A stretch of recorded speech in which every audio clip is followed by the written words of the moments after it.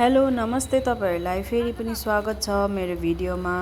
आज चाहिँ हामी थोरै कामले चन्द्रगढी गएको थियौं हैन। अनि त्यहाँनिर हाम्रो कामसाम सकेर चाहिँ अस्तिको पालि आउँदाखेरि पनि म त्यहाँ महेन्द्र पार्क छिर्ने भनेको कि भरे बन्द थियो नि त हैन। अनि यो चोटी छिर्ने भनेको यो चोटी पनि बन्द क्या। बिहान खै कति बजी 5 to 10 कि कति मात्रै रहेछ नि त हैन। अनि बेलुका पनि खोल्दो रहेछ तर हामी बेलुकासम्म नबस्ने भएर अनि फेरि पस्नु पाइनौं क्या।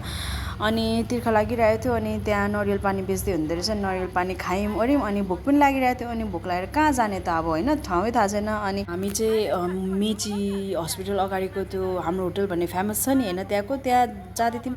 फेरि मलाई चाहिँ क्या कस्तो मोमो त्यो चाउमिनहरु भन्दा पनि मलाई क्या फ्राइड राइसहरु पिज्जा टाइप अफ खानु मन लागेको थियो क्या। अनि फेरि रिटर्न भएर हामी चन्द्रगढीमै रहेको मुनराइज आयौं क्या हैन। अनि त्यहाँनिर सबसे मिठो चाहिँ मलाई यो बफेलो विंग्स लाग्यो नि त हैन। अनि बहिनीले रेकमेन्ड गरिरहेको थियो क्या मिठो छ भनेर। अनि अरूहरु पनि ठिकै थियो, सबसे मिठो चाहिँ यही लाग्यो हैन। अनि तपाईहरुलाई चाहिँ यो ठाउँको के मिठो लाग्छ कमेन्ट गर्नु होला। अनि हामीहरुलाई यसो चन्द्रगढीको अरू खाने ठाउँहरु रेकमेन्ड गर्नुस् न है। हामी अर्कोचोटी गएको बेला त्यता जान्छौं।